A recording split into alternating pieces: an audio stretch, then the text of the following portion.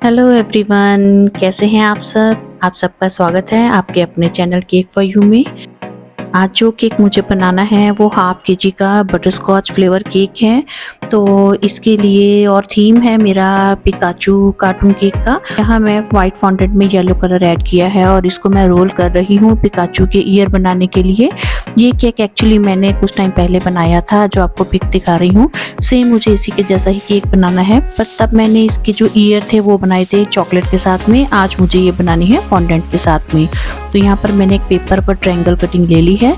इसी की हेल्प से मैं जो फॉन्डेंट है उसके 4 पीसेस ऐसे कट कर लूँगी। तो फिर उसके बाद में 2 पीसेस को ज्वाइन कर दूँगी और बीच में मैं स्टिक ऐड कर दूँगी। और जब ये ड्राई हो जाएंगे तब मैं इनको इंसर्ट कर दूँगी अपने केक के ऊपर।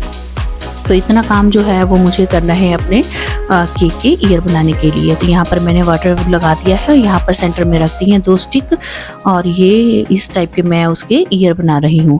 ये ईयर मैंने बना तो लिए, पर मुझे लगा ये थोड़े से ब्रॉड हैं, इसलिए बाद में जब ये ड्राई हो गए थे तो मैंने इनकी थोड़ी सी कटिंग कर दी थी अपने केक के साइज़ के अकॉर्डिंगली। और यहाँ पर मैंने ना इनके ऊपर टॉप पर हल्का हल्का सा ब्लैक कलर भी करना है, वो मैं मार्किंग कर दूँगी। जब ये ड्राई हो जाएंगे तब मैं एडिबल पेन से वो ब्लैक कलर ऊपर ड्रॉ कर दूंगी। तो ये हमारे ईयर का प्रोसेस कंप्लीट हो गया है। अब हम बढ़ते हैं अपने केक की तरफ। स्पॉन्ज बनाने के लिए आज मैंने यूज़ किया है 6 इंच का मोल्ड, क्योंकि उसके ऊपर मुझे फेस भी बनाना है तो थोड़ी सी स्पेस होगी, आप तभी काम कर सकते हैं। और ऊपर से हाफ केजी का केक है। छोटे केक में वैसे ये होता है कि आपके पास काम करने के लिए जगह कम होती है, तो उसी अकॉर्डिंगली आपको मोल्ड का भी सिलेक्शन करना होता है कि कौन सा मोल्ड जो है आपके डिज़ाइन के लिए सूटेबल रहेगा। तो ये देखकर ही अपने स्पॉन्ज को रेडी किया कीजिए। तो यहाँ पर जो है मैंने स्पॉन्ज की 3 स्लाइसिस कट कर ली हैं और इनके बाद में अब इनको असेंबल करना मैं शुरू कर रही हूँ। जो केक बनाया है वो इतना सॉफ्ट है कि मैंने उसको कटिंग करने के बाद में हर एक लेयर को वहाँ पर प्लेस नहीं किया। ये लेयर तो मैंने हाथ में ही पकड़ी हुई थी कि इतनी सॉफ्ट है, पहले मैं इसको प्लेट में रखूँगी फिर उठाऊँगी तो कहीं क्रैक ना हो जाए, तो इसलिए मैंने उसको हाथ में पकड़ के रखा। अब बोर्ड पर क्रीम लगाकर उसको प्लेस कर दिया है। तो ये पहले मैंने यहाँ पर ना ऐड किया है जो रेडीमेड मालास का आता है बटरस्कॉच क्रश, उसको ऐड कर दिया है और फिर क्रीम को अच्छे से स्प्रेड कर दिया है। तो उसके ऊपर अब मैं एक पाइपिंग बैग में क्रीम फिल करके और एक बाउंड्री बना लूँगी, ताकि जो मैं अंदर फिलिंग फिल करूँगी वो हमारे केक से बाहर ना निकले। अब फिलिंग के लिए मैं होममेड बटरस्कॉच कैरेमल सॉस का यूज़ कर रही हूँ, उसको पाइपिंग बैग में डालकर और फिर मैंने केक के ऊपर अच्छे से स्प्रेड कर लिया है। और उसके ऊपर मैं कुछ अपने होममेड ही प्रालाइन क्रंच भी ऐड कर रही हूँ। मार्केट में रेडीमेड भी बटरस्कॉच क्रंच मिलते हैं, अगर आप चाहें तो उनको भी ऐड कर सकते हैं। और फिर इसके बाद में मैं सेम वे से ही अपने केक की बाकी लेयर्स को भी असेंबल कर रही हूँ। बटरस्कॉच केक का टेस्ट भी बहुत अमेजिंग होता है, कई कस्टमर्स को ये बहुत पसंद आता है। आप भी इसे अपनी केक की लिस्ट में ज़रूर ऐड कीजिए। अगर आपके पास होममेड कैरेमल नहीं है तो आप जो बटरस्कॉच फ्लेवर रेडीमेड मिलता है क्रश में, तो आप उसी को ही यूज़ कर सकते हैं, वो भी अच्छा टेस्ट देता है केक में। तो आप जब भी केक बनाते हैं तो अपने केक में कोशिश किया कीजिए, नया काम लेके आइए, केक में नया एडिशन कीजिए, जिससे जो आपके कस्टमर हैं आपके काम में वैरायटी को देखकर अपने आप ही आपके काम की तरफ अट्रैक्ट होते हैं, इससे आपके ऑर्डर्स भी बढ़ते हैं। लास्ट लेयर के ऊपर भी मैंने थोड़ा सा क्रश को ऐड किया है। अब केक की थीम के अकॉर्डिंग मुझे येलो कलर की क्रीम बनानी है, इसलिए मैंने थोड़ी सी क्रीम येलो कलर की क्रीम बनाकर पाइपिंग बैग में फिल कर ली है, जिसे मैं केक की साइड्स पर अप्लाई कर रही हूँ। और केक के टॉप पार्ट पर भी मैंने इसीलिए क्रीम नहीं लगाई थी क्योंकि मुझे यहाँ पर भी येलो कलर की क्रीम ही लगानी है। अगर हम वाइट क्रीम लगा देते हैं, ऊपर डिज़ाइन येलो से बनाते हैं, तो बीच में क्या होता है कि कहीं कहीं पर जो नीचे से वाइट कलर है वो दिखता है, इसीलिए मैंने केक के टॉप पार्ट के ऊपर भी येलो कलर की क्रीम ही अप्लाई की है।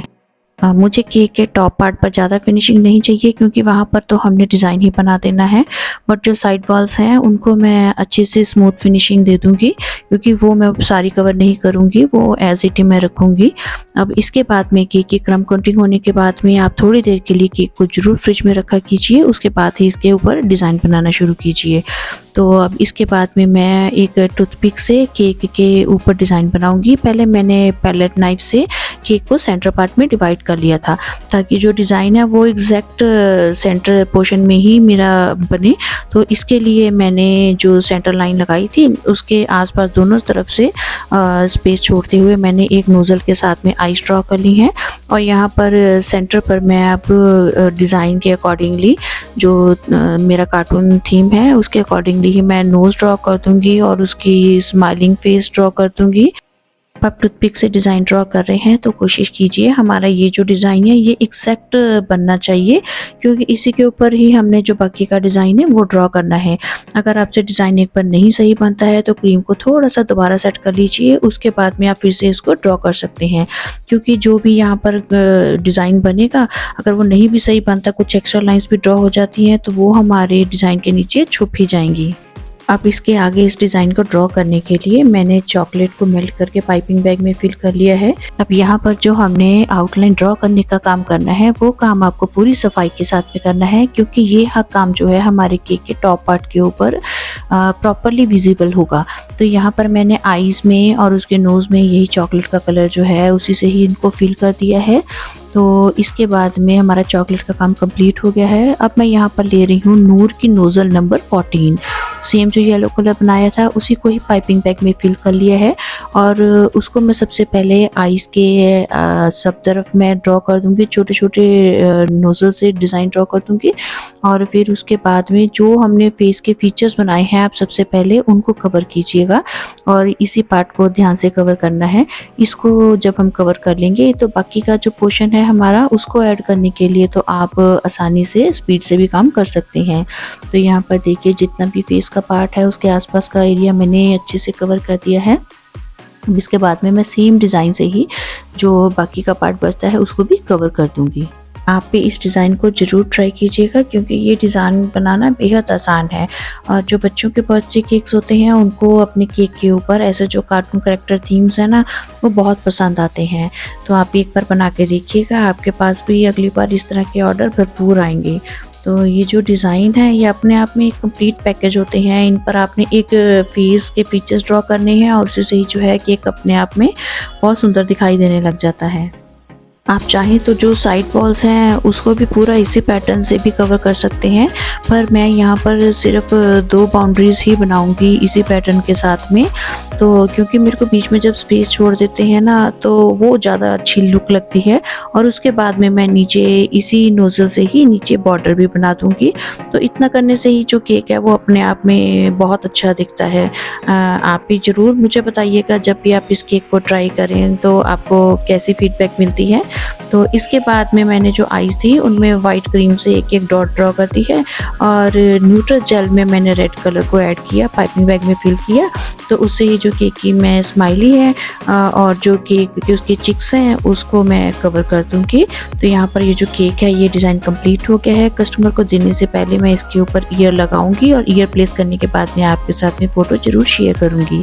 फ्रेंड्स, अगर आपको मेरी ये आज की वीडियो इंटरेस्टिंग लगी है, आपको कुछ मेरे इस वीडियो से सीखने को मिलता है तो प्लीज़ मेरे साथ शेयर ज़रूर कीजिएगा, कमेंट करके ज़रूर बताइएगा।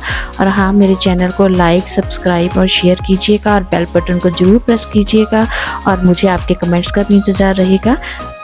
तो जल्द ही मिलते हैं एक नई वीडियो में। Till then bye bye, thanks for watching.